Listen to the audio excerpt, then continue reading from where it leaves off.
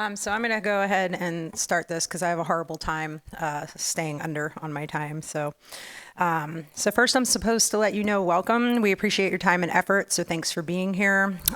They value and rely on attendee feedback to continually improve the quality of the show, which means if you like speakers, you're supposed to let them know. If you dislike speakers, you're supposed to let them know. That's the only way that they know who to ask back and who not.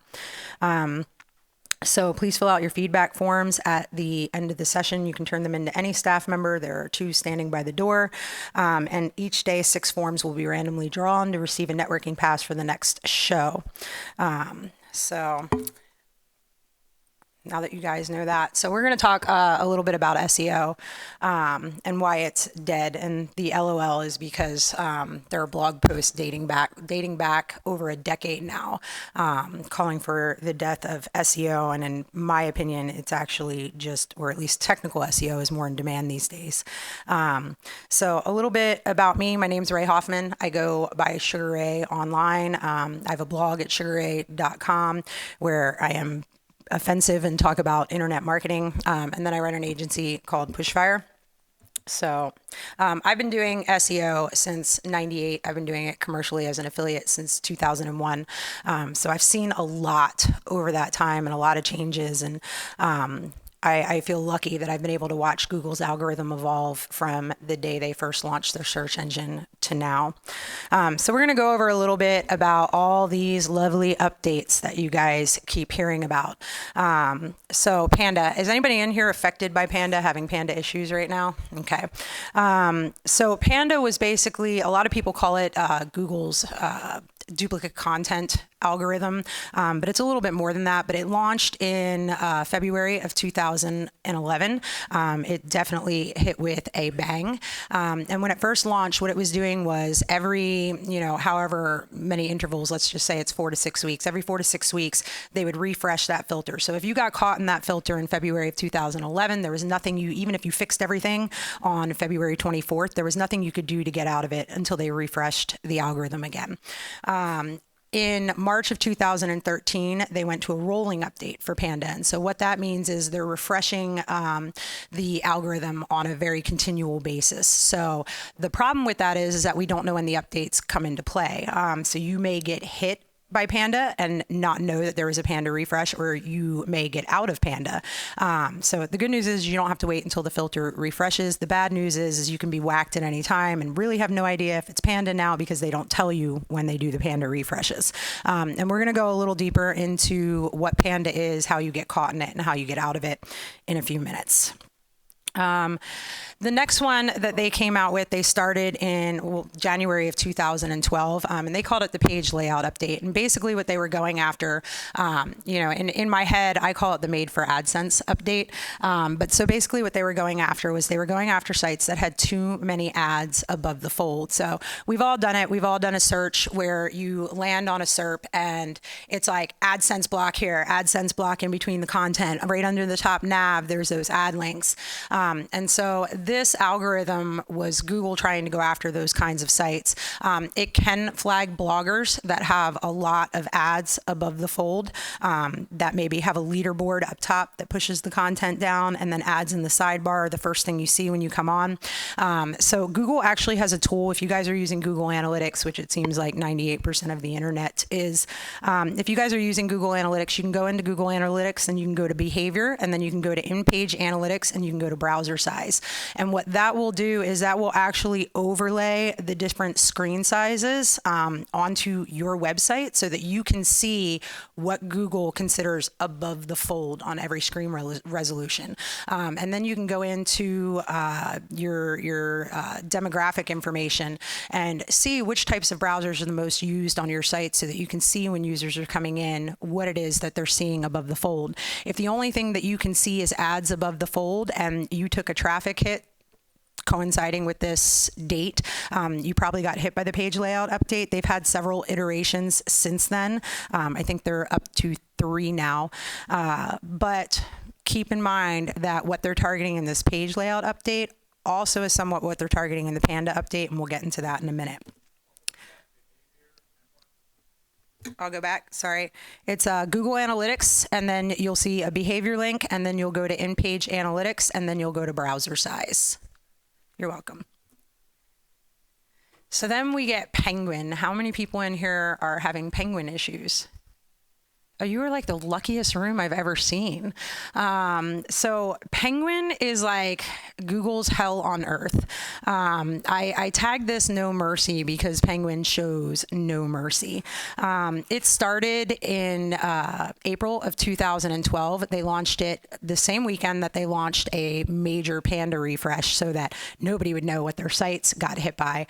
And the problem with Penguin is not a rolling update. So it is one of those updates that when it hits you, even if you fix what it hit you for the next day, you're stuck in, let's call it purgatory, until the next Penguin refresh, which was fine when Penguin was updating every 4 or 5 months. As of right now, there have been 5 iterations of Penguin, and the last one was October 4th, 2013, which means that anybody that had Penguin issues almost a year ago, even if they clean them up, they are still waiting for a refresh of that algorithm. And when it's going to come, we don't know. In May, Matt Cutts, who was Google's lead spam fighter before he went on sabbatical, he had said, oh, it's about time for an update. And so we thought that meant one was coming soon. And it's been a few months since then, and one has not come. Penguin is definitely the nastiest filter that Google has, or nastiest algorithm, however you want to term it. It is the easiest to get a false positive for. It is the easiest way to negative SEO for a competitor and get a competitor in trouble. And it is probably one of the hardest penalties to fully recover from, and we'll go over that in a minute. As far as negative SEO, how many people have heard of that, know what negative SEO is? So negative SEO, for anybody that doesn't know, is basically, can your competitors do things that would make Google think you were breaking their rules and penalize you? And you'll have a lot of people that'll debate back and forth and go, oh, negative SEO is impossible. Here's the thing. With Penguin, if you hire me as an SEO company and I build you links as an independent third party and I build you crappy links, you can get hit by Penguin, which means if I'm your competitor and I decide to build you crappy links, you could get hit by Penguin. With a backlink profile, and again, this is, we're not the engineers that work for Google, so SEO is kind of interpretive and suggestive and based on experience with the algorithms over time. But basically, with link profiles, in my opinion, it's all about the percentages. So if you have 2 million backlinks and you have 10,000 crappy links, you're not going to have any problem in regard to getting flagged by Penguin. If you have 400 backlinks and you have 50 crappy ones, you run the risk of getting hit by Penguin. So the less amount of links that you have, the more susceptible you are to negative SEO. And the reason that I say that is because if I wanted to go out and do negative SEO for T-Mobile, they've got millions of links. I'd have to build them hundreds of thousands of links to be able to sway the percentages in their link profile to being one that I view, or one that Google views as negative. So it's very expensive, and it is rare because people don't want to spend that kind of money to tank you and that kind of time, but it is out there. It is something that people can do. Google said that they are aware of it, and they are trying to institute things to make it less likely that it can happen to you. But if you hear anybody tell you that negative SEO is not possible, they are wrong. But if people also tell you that you don't super need to worry about it, I would tend to agree with that. So then you had the EMD update, which was the exact match domain update. So if you sold blue widgets and you own cheapbluewidgets.com, for a long time in Google's algorithm, you would rank higher for cheap blue widgets and blue widgets, simply because your domain name was an exact match for the term. So the EMD update, the first iteration of it, came out in September of 2012. And basically all they didn't penalize exact match domains. They didn't say, hey, we hate the fact that your domain exactly matches. But they basically took away that benefit benefit that you were getting for having the keywords in your domain name and ranking for cheap blue widgets. So they basically said, hey, your domain name matching the keywords isn't enough. We actually want you to have decent links and prove to us in other ways that you deserve to rank for this term. Then you had the payday loan update, which is kind of confusing if you're not in SEO, because it makes you think that if you don't have a payday loan site, you really have nothing to worry about. In actuality, they named it that, and what it really should have been called was Really Spammy Industry Update. And so basically what they did was they went after industries that were basically known for building certain types of links in huge volume in order to rank for extremely competitive spammy terms, because basically if you're trying to rank for certain terms like payday loans and you're playing by the rules, the likelihood that you're going to rank is very low. So it was basically them going after industries where it's everybody has to break the rules in order to be able to rank. And I say that actually, if you're Wikipedia, you'll rank for anything. But outside of that, so the thing with the payday loan update is because they were going after certain types of links that were common to spammers, they can get false positives in that. So again, that came out in June of 2013. So if your analytics show a drop there and you're like, I'm not a payday loan site and I'm not doing anything spammy, there are ways to generate false positives with the payday loan update. And then how many people have heard of Hummingbird? So it's something that Google launched, and it's weird because it's one of the algorithms that they launched that you actually don't get penalties for. So if you saw your traffic drop with Hummingbird, you weren't penalized. Basically what Hummingbird did was it changed the way that Google treated long-tail queries. So if you guys were getting a lot of traffic on like 8-word keyword searches, you would see a drop after Hummingbird. Not because you got hit for anything, but because Google changed the way it treated those queries. So let's say that a searcher types in pizza place in New York City that delivers. Hummingbird was about Google being able to understand that what you actually were trying to search for was pizza delivery New York City.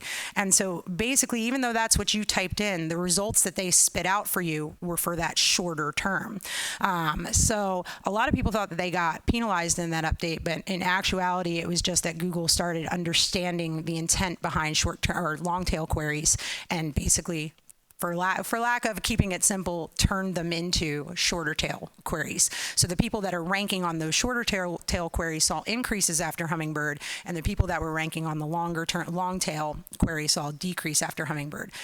There's really not much you can do in regard to Hummingbird. It's a way that Google is treating searches. I know that as soon as Hummingbird launched, and if you read a lot about SEO, tons of articles immediately came out that were like, all your pages should be responses to a question, because that's what people interpreted that Hummingbird was trying to do. So if you wanted to rank for pizza delivery in New York City, they would tell you to write an article that was titled, "Who Delivers Pizza in New York City?" And it's really not. There's not much you can do in that regard other than make sure that you have good content.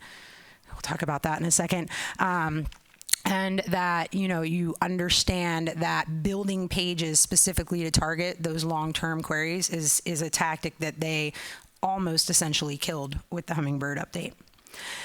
So there are a lot more updates, and there's one that we in the SEO community refer to as an OOP, which is an over-optimization penalty. There's huge arguments as to whether or not it exists, but it's basically a penalty that if Google's like, wow, it's really obvious that there's an SEO behind this site and all they care about is SEO, and they have all these lovely keyword anchors and the pages' title tags are targeted to the same keyword and the content's targeted to the same keyword.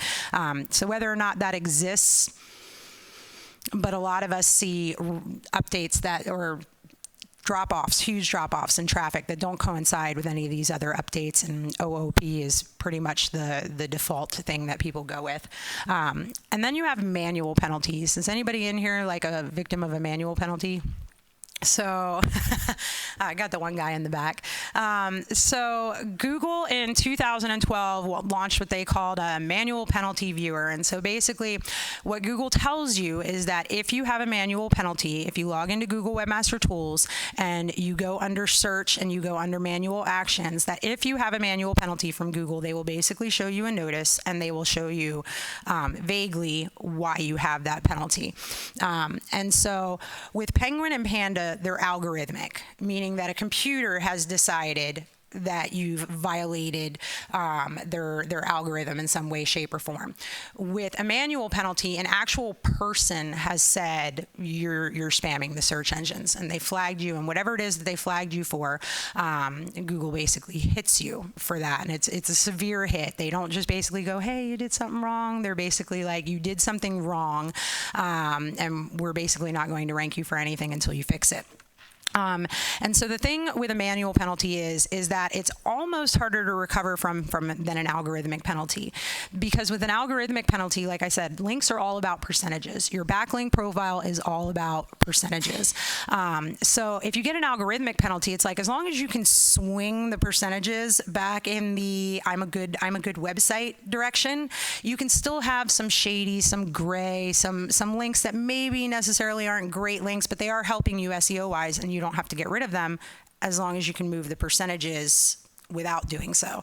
With a manual penalty, you basically have to get rid of anything that is even remotely instituted to game the search engines, and your competitors will have those same links. They will have lots of those same links, and you'll have to give up a lot of links that are decent links and that everybody else is benefiting from in order to get Google to lift that manual action. So the biggest recommendation that I can give you if you have a manual penalty, and we have to go through this with clients a lot, is people try and go in there and go, well, these are the really bad links, so I'm going to take those out, and then I'm going to submit a re-inclusion request to Google, and then Google's going to come back and deny it and point out more links that you have that they think are shady. So if you have a manual penalty, they get really pissed once they start getting that 4th and 5th and 6th reconsideration request, where you are purposely trying to keep links that were generated purely to give you SEO benefit. So if you have a manual penalty, you have to go in there, and unfortunately it's not fair because all your competitors get to benefit from those links, but you have to go in there and remove anything that, if you were a search engine, does this link exist because it's actually going to send traffic or exposure, or does this link exist because I'm trying to get a link for blue widgets so that I'll rank higher for that in Google.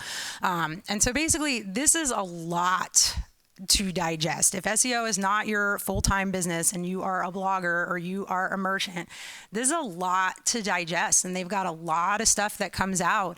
And so basically you get hit for something. You have no idea what you've gotten hit for.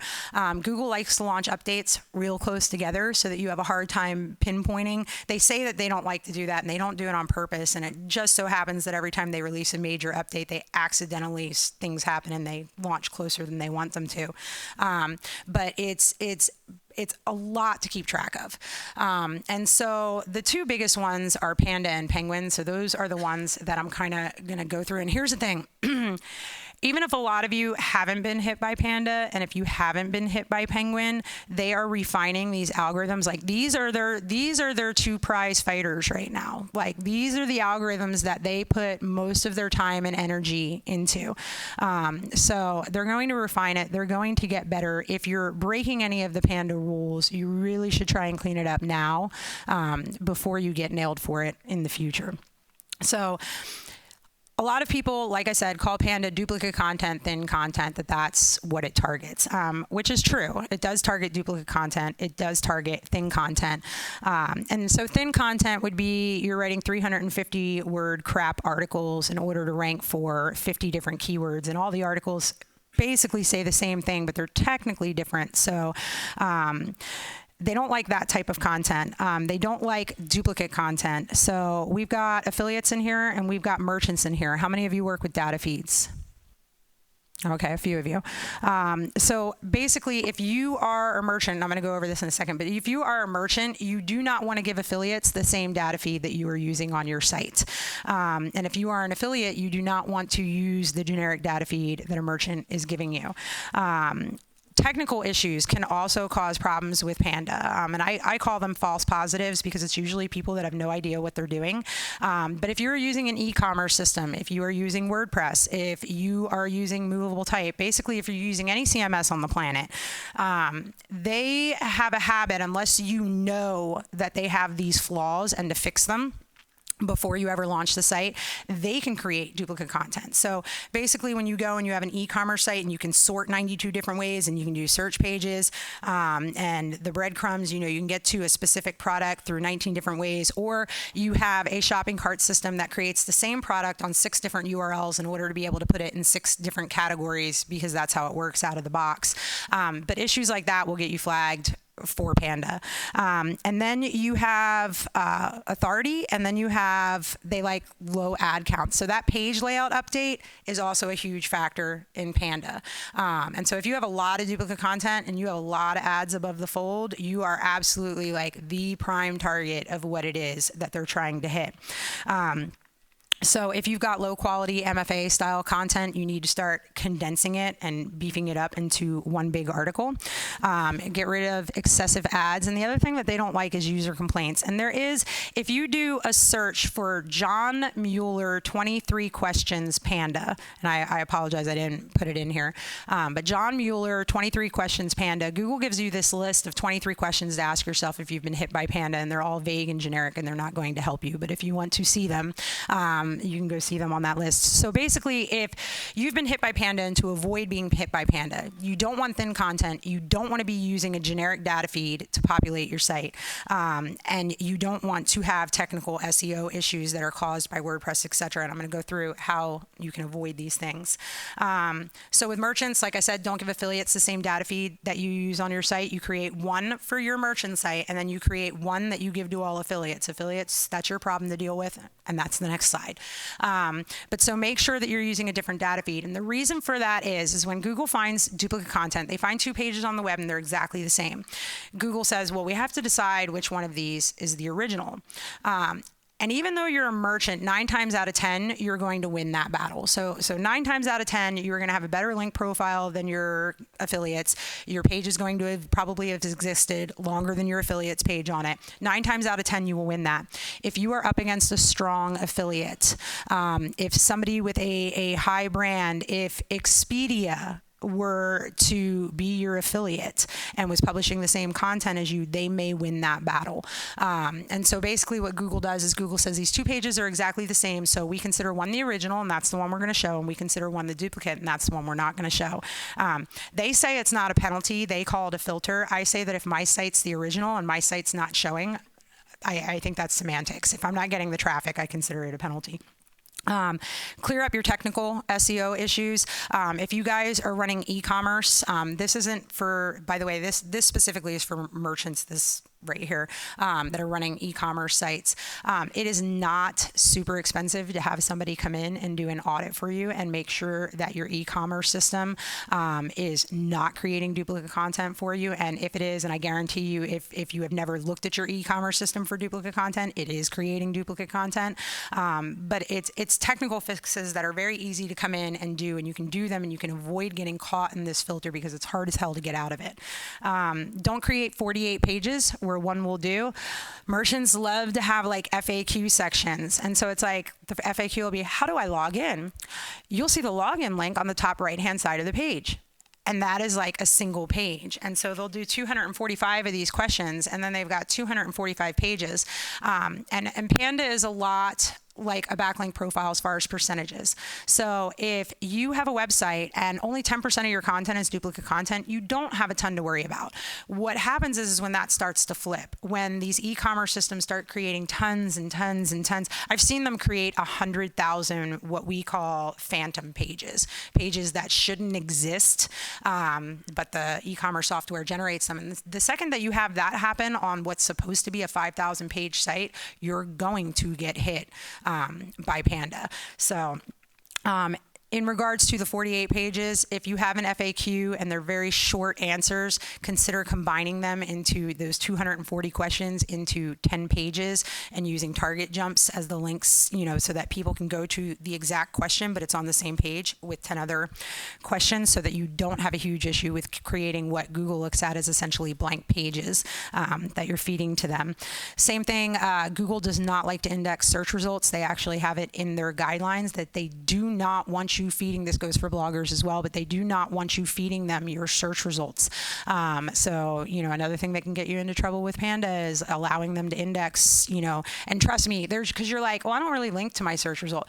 They find it. I don't, they are like the best private investigator on the web. They find links that they shouldn't be able to find. So just make sure that you get that cleaned up. Add UGC components. So user-generated content. If you're a merchant, you should have the ability to leave reviews in 2014. However, you want to make sure that you moderate them, heavily moderate them. And by moderate them, I don't mean that if it's a bad review, you delete it.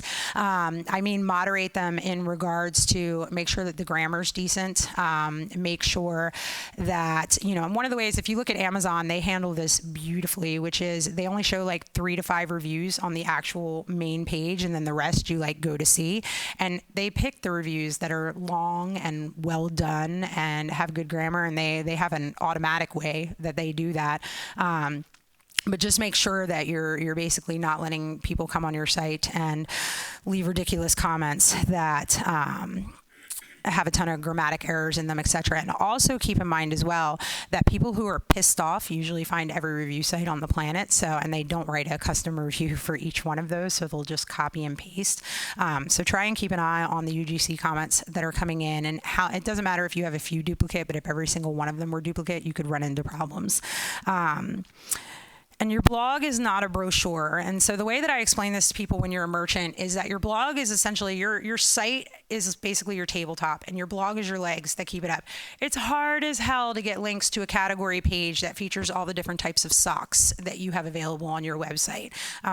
Nobody's linking to that. So for merchants, instead of focusing on, focusing most of your efforts on getting links to your category pages and your product pages and links to pages that people don't naturally link to, I'm a big fan of putting good content on your blog. And that means that not every blog post is about you, about the latest thing that you came out with, or about one of your products.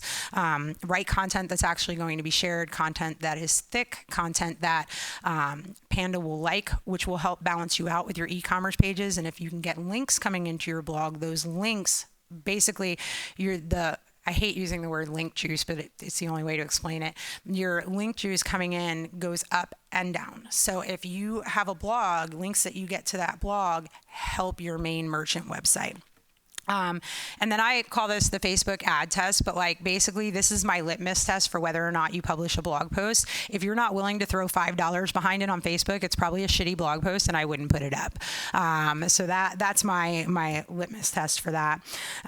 When it comes to affiliates, do not use a merchant data feed without adding to it or editing it. It's a pain in the ass. It sucks to do, but you have to do it, because otherwise, remember what we were talking about with duplicate content. If Google finds 2 pages on the web, they pick one. Well, in this case, if 1,500 affiliates are using that same data feed to populate their site, then you have to be considered the original out of 1,500 sites, and that's pretty hard to do. Clear up technical SEO issues. This goes for anybody that is using WordPress in here. I know affiliates, tend to use WordPress because it's free and it has a ton of awesome plugins. But yoast.com/articles/WordPress-SEO. Yoast wrote an entire guide, Yoast of how to optimize WordPress. So basically WordPress has known flaws that create duplicate content and that create pages that Google doesn't like, and he walks you through step by step how to fix those for bloggers. Redirect affiliate links internally. How many people link directly to affiliate links? You link directly to that ugly commission junction URL? None of you. Okay, awesome. Oh, then I had one person admit it. So basically, in my opinion, redirect your affiliate links internally. So there's a plugin called Pretty Link Pro. I use the pro version of it. I don't 100% remember what the differences are between the light free version and the pro version. But basically, that'll allow you to redirect any affiliate links on your site. And what it does is it puts all your affiliate links inside a folder, right? So it creates phantom URLs that don't exist that then redirect to the affiliate link. So you put them inside a folder and don't call it affiliate links. I call mine like move. And so when you put it inside that folder, it'll generate all your affiliate links inside that folder. And then you basically tell Google through your robots text, and you can look up how to disallow via robots text, but you basically tell Google you don't want them in that folder. You don't want them crawling that folder. You don't want them looking in that folder. And it helps lower your footprint as being an affiliate. And so Google's quality rater guidelines, they originally came out and said, we don't hate affiliates. We love affiliates if they do value add. And then a new quality rater guideline came out that said, if you can tell the site's an affiliate site, even if it's helpful, we want you to mark it as spam. So just reducing the algorithmic ways that they might be able to detect that you're doing affiliate marketing. In my opinion, I wear a tinfoil hat in that regard, but in my opinion, I would make sure you do it. You can add UGC components to sites that are run on WordPress. So for all you affiliates, there's a plugin called My Review plugin. It does a lot of crap that I've never used and don't need to use. Like it does a lot. But one of the things that it will do is it'll allow you to add UGC comments where people can actually use star ratings, etc. And that'll show at the top of the post if you want it to. And then you can have a thing in your sidebar that's like most popular products based on user-generated content. And again, moderate them heavily for the same reason. I do the same thing with the Facebook ad spend test. If it's not a post that I'd be willing to throw $5 behind, I try and keep it off my blog and out of the search engines. And then the other thing, because I feel compelled to say this every time as a long-time affiliate, is never sell out user trust to make a commission. So we get into Penguin. Penguin, again, is dangerous. It's the most dangerous penalty that Google has. It has no redeeming values to us as a webmaster, and it is extremely vindictive. And so basically what Penguin likes is big brands, bigger brands, and global brands. Penguin likes people with lots of natural links. Their dislikes, and this is a long list. So basically, if you're a smaller brand, that means you have a lower count of natural links coming into your website, which means if you're doing SEO and getting SEO links, you're making your percentages go heavy on the SEO side, and they can tell that. They don't like guest posting. Did anybody hear the announcement that guest posting was dead? So what they don't like, and I want to clarify that, what they don't like with guest posting, and I built a lot of backlink profiles like this when it was okay to do. What they don't like with guest posting is they don't want you going out and doing 27 guest posts per month on a different unique domain every time, with different cherry anchors to your content with your 500-word post. That's pretty generic. That's the type of guest posting, basically guest posting done at scale. Any link building tactic that you can do at scale, Google will eventually try and figure out a way to penalize you for it. So what they don't like is guest posting at scale. If you are a blogger and you have a friend that's a blogger and she has a really big audience and you want to put up a guest post on her site, you're fine to do that. You're not going to get flagged for that. Providing you're doing, I tell people stay within like 1 to 2 a month. The larger the amount of links coming in, the higher you can push that threshold. But for the average blogger, I'd say 1 to 2 a month. For the average merchant, you're probably looking at like 3 to 5 a month. And you need to make sure that the content is killer.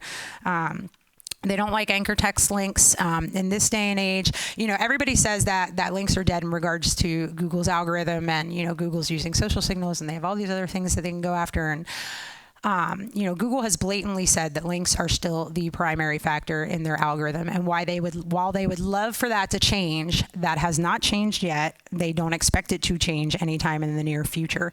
They are constantly looking for signals that can't be manipulated to help them validate those links, but they're not getting rid of links anytime soon. But what they have done is anchor text links. They're not huge fans of them. It's not natural for the majority of your links to say blue widgets. If you're Dell and you do a search on their backlink profile, the majority of their links do not say computers. They say Dell. So I recommend to people that you keep your links at least 70% brand, where they just link your domain name, or they link your site name, or they link here, or they link click here. And keep your anchor text links as low as possible. Press release links. So they haven't counted press release links. Like get it. And when I'm talking about, you do a press release and you pay the $200 so that you can get an anchor text link in there. They haven't counted those from the press release sites in years. Like I want to say since 2005, 2006. They know what PR Web is and PR News Online, and they know what they are. And if they see the links on their domain, they devalue them. And so for a long time, that was the way it went. You didn't get in any trouble for it, but they just devalued it. But what happened is that scrapers started picking up those press releases, and scrapers would republish them. And when I say scrapers, I'm talking about like MSNBC has a scraper that picks up press releases on certain topics. And if you have this anchor text link inside the press release, then MSNBC was leaving it alone and they weren't putting a no follow on it. So now you have a link from MSNBC and you look really important, but it's really coming from a press release. So Google officially came out within the last 2 years. I can't remember the date, but within the last 2 years, they basically came out and said, if you put a link inside a press release, it has to be no follow. Of course, they don't do that for their own press releases, but they want us to do that for our press releases. And so the big thing was, well, they've been devaluing them for years. Why the hell would they make a penalty centered around that? And it was because of these scraper sites that were coming in and they couldn't tell that those were artificial links. And so they knew they were getting gamed in that respect. And so that's why instead of just devaluing the press release sites, they basically had to say, if we figure out it's a press release and if it has a link in it that doesn't have a no follow for a keyword, we're going to turn around and hit you for that. Low quality links, if you're commenting for links, if you're doing forum links, if you're doing directories, especially if you're doing directories that tell you what their PR is on the homepage, those types of links have been out for years, but it used to be that they just didn't help you. In the Penguin era, they will hurt you. Again, especially if you have a large percentage of them. Technical SEO issues that create false positives. I had one client that I was working with that they had their site was showing up on like 92 different subdomains, like www2, www3. It was a technical error in the way that their host was set up, but because they were absolute linking, which means they were linking to the full URL, all these fake sites that they didn't even know existed were linking back to the home site. And so basically when Google saw that, Google saw a network of sites that were linking back to the core site, and they hit them in Penguin as soon as we cleaned up the network.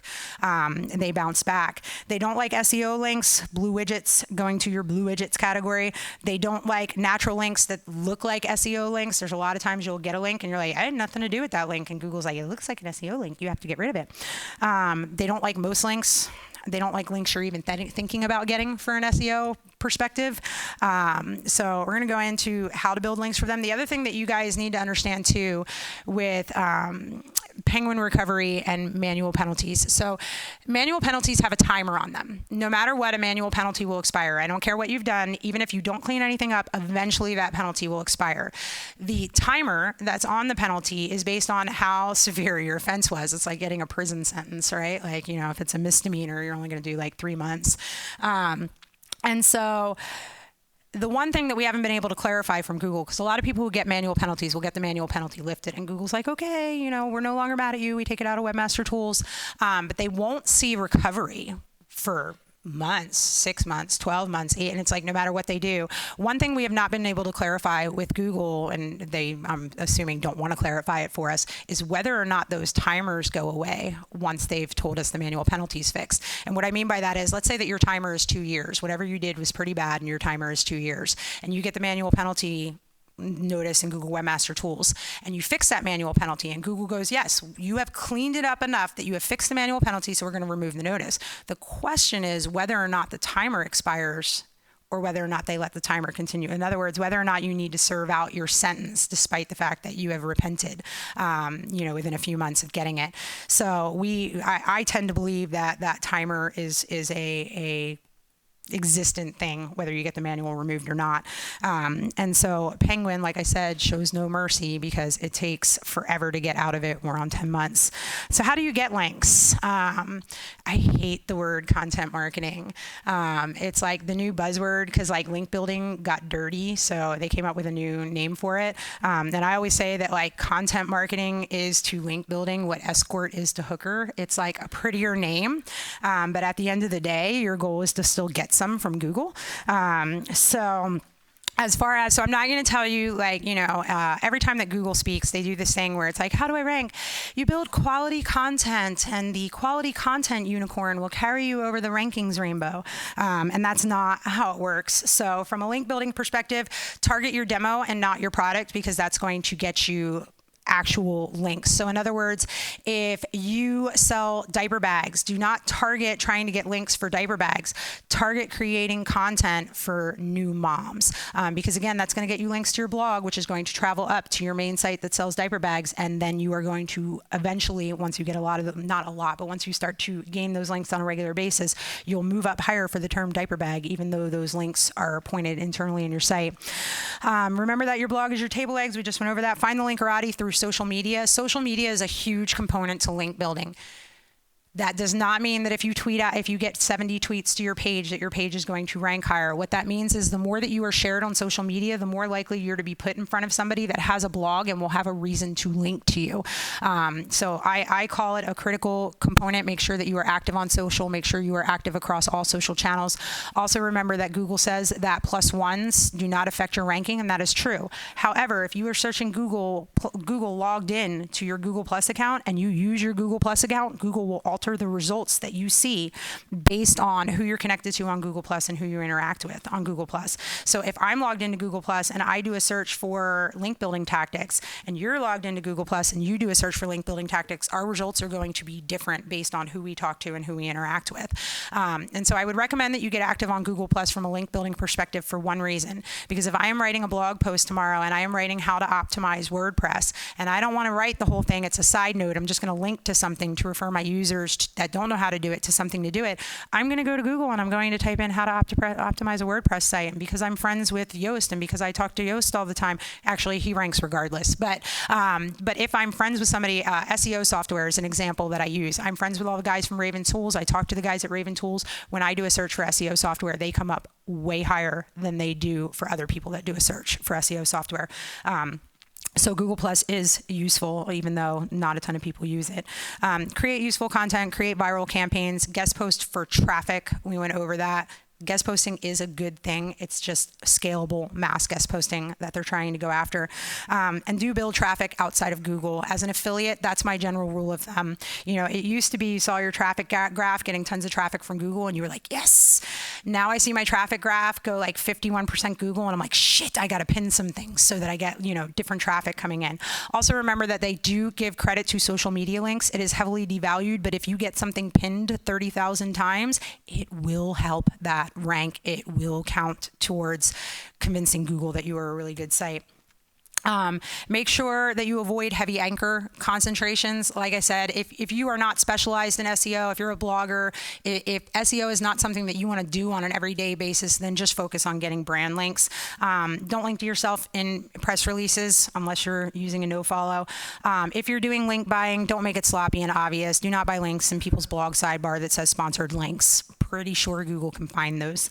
Low quality link building, off topic inbound links. So I used to be a big fan of figure out how to correlate your topic to something to the right? So if I was a blog that sold acne medication, I would try and target a blog that was more about, teen bullying and, blah, blah, blah, use your acne medication. People won't make as much fun of you. That was a horrible example and thing to say. I apologize. But I used to call it horizontal link building, where you would find a topic that wasn't necessarily related to your core topic, but you could find a way to intertwine it.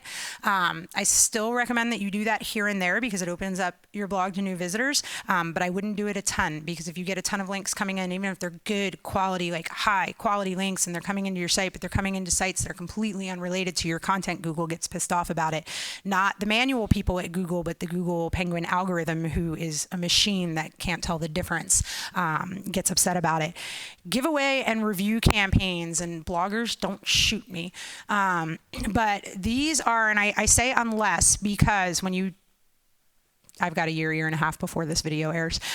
When you're targeting bloggers, make sure that if you're doing review or giveaway campaigns, tell them you do not want them to use the word review or giveaway in the title tag, especially that combo. If I'm Google and I want to find those posts, that's the quickest way that I'm going to do it. Do a search for giveaway in the title tag, link that goes to a brand, especially if that link is off topic, bang, like that. So make sure they're not using giveaway and review in the title tag.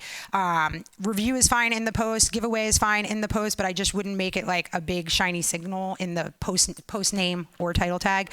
The other thing is too, is that technically by Google's guidelines, those links are supposed to be no follow. Whether or not you choose to have them no followed is up to you.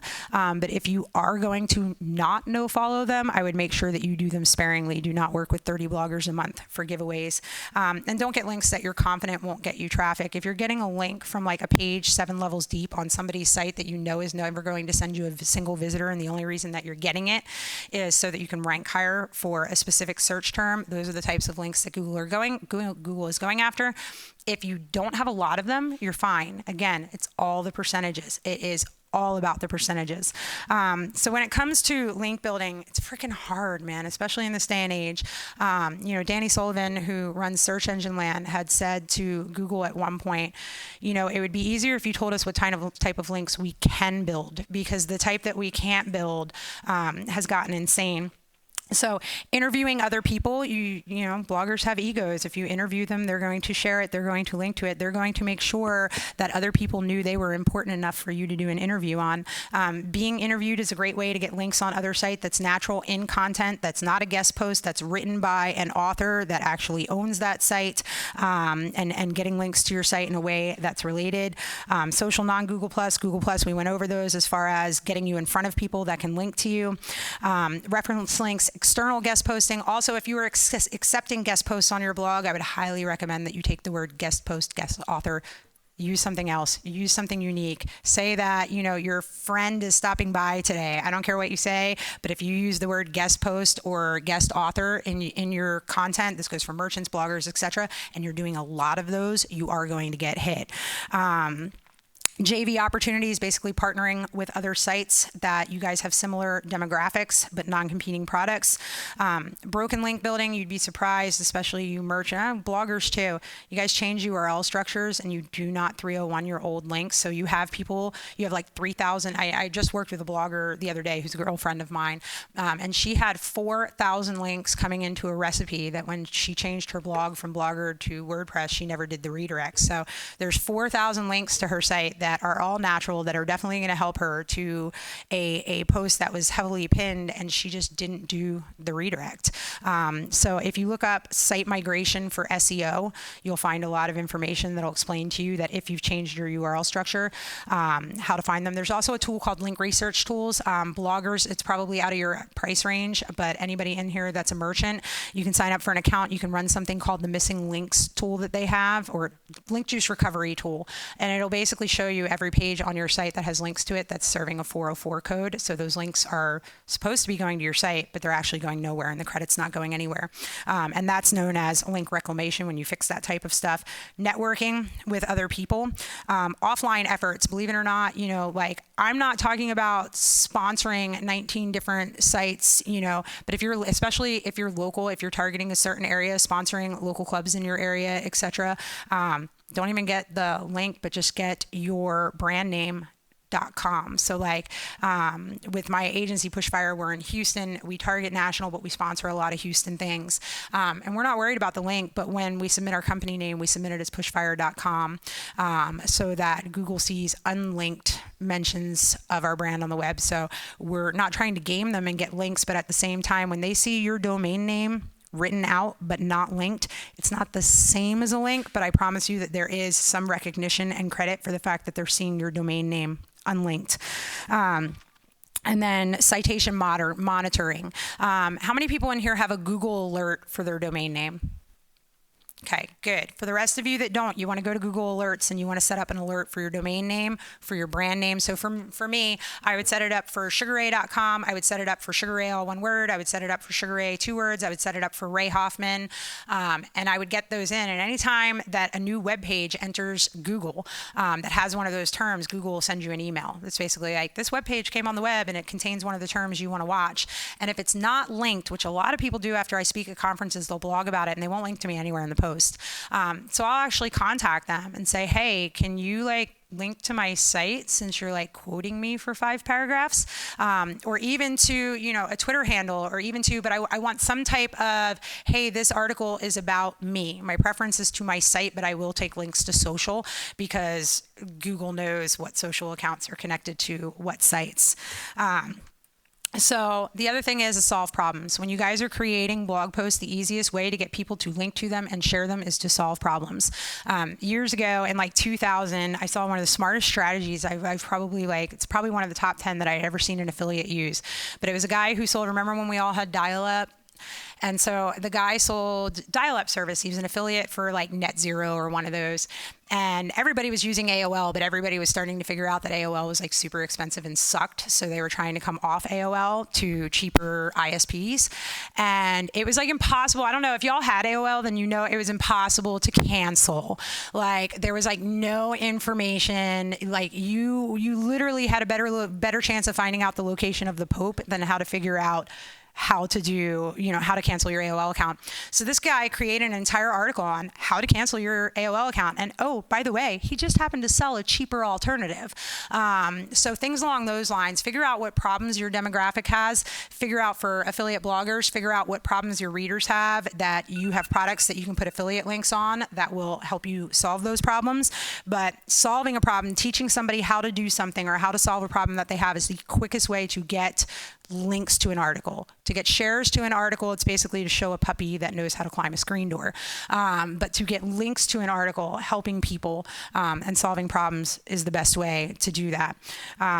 We already talked about, the content unicorn carrying you over the rankings rainbow. If you do publish good content, you need to promote it.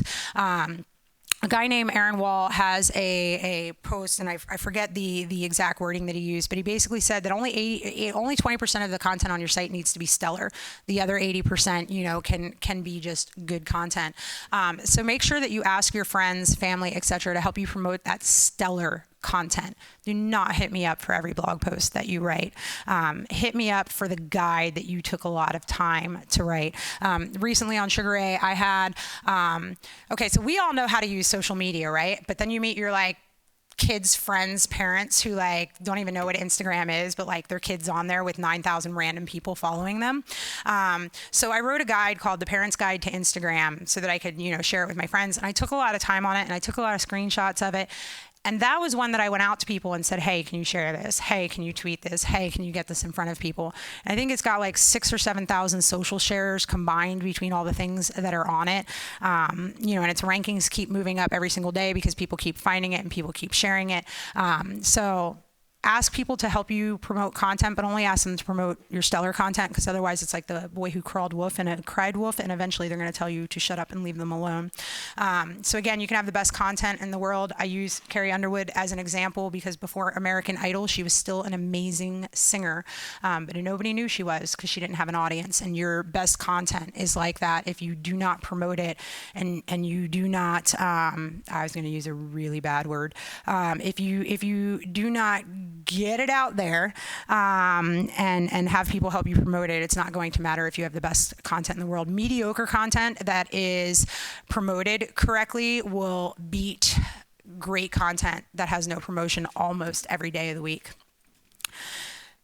And I end this in Google, and this is a big thing. Google does not want to make websites popular. They want to rank popular websites. And if you don't understand the difference there, you're going to have a really hard time moving forward in SEO from 2014.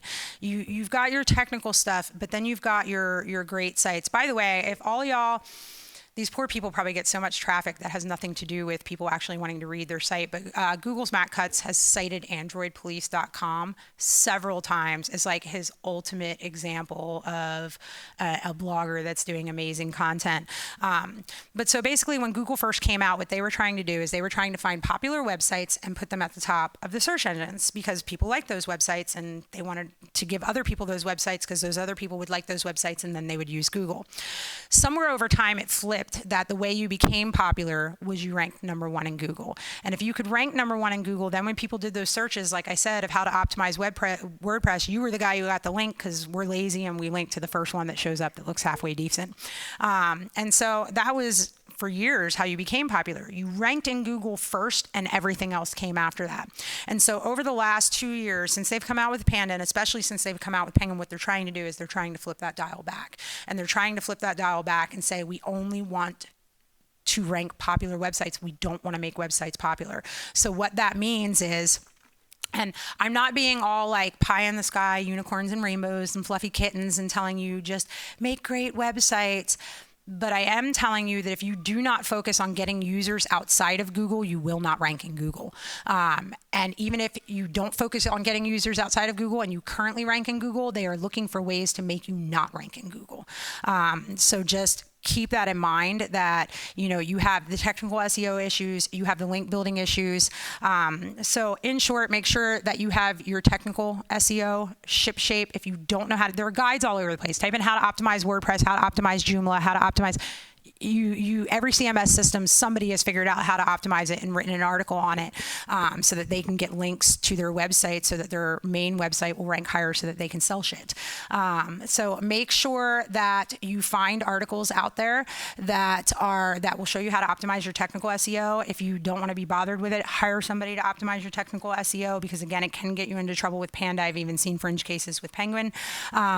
Make sure that when you're doing your link building, that you're keeping an eye on your percentages. There are tons of backlink tools that you can use. Again, I say link research tools just because I that's what I use. I'm sure there's other tools that do what they do, but they will actually break your links down into what types of links you have. So do you have blog links? Do you have sidebar links? Do you have footer links? Do you have head links? And they'll tell you header links, and they'll tell you what percentages those specific types of links make up of your overall backlink profile.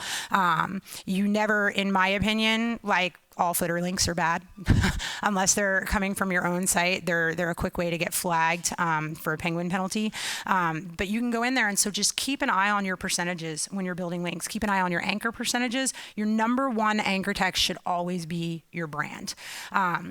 And this does not apply to people that are building affiliate sites that they don't care if they're going to lose in a year and a half. So I just want to be clear on that. Google can still be gamed. It can still be easily gamed. I know somebody in here that does a fairly regular job of gaming Google. But the problem is that he knows that those sites may not be defensible, and he knows that he may lose those sites at some point in time. But he's decided that that's a risk he's willing to take because he's willing to take the upfront money. Most people that are trying to build a career on blogging, or that are trying to build an actual merchant business online, do not want to take that risk. And make sure that you guys are focusing on social. Make sure that you guys are focusing on getting users outside of social. And then this is Derek Halpern. His site is socialtriggers.com. I highly recommend that you read him. He is a very obnoxious guy from New York. And when you first read his articles, you're going to be like, this guy's a jackass. Why is she telling me to watch him?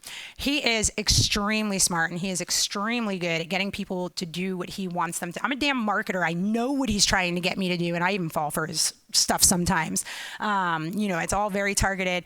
And so he has this thing where he says, if you're not building an email list, you're an idiot. And I used to think of an email list as like, that was like so 1998 when we had like Yahoo lists. Like, I don't need an email list. And I had said to him, I don't need an email list. I rank for everything in Google. And he goes, I have 150,000 people on my email list. He goes, if Google tanks my site tomorrow, I have 150,000 people I can still email the next day to sell them something. He goes, if Google kills your sites tomorrow, how many people do you have access to tomorrow?